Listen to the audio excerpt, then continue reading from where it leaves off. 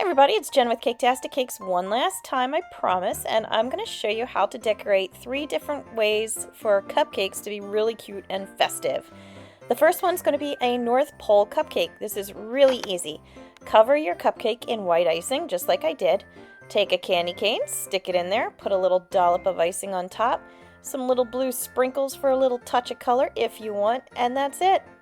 Now this one is going to be a Santa Claus cupcake, so you're going to have a lot of white icing just like before, but you're going to have a lot of it piled kind of in the front to make a beard.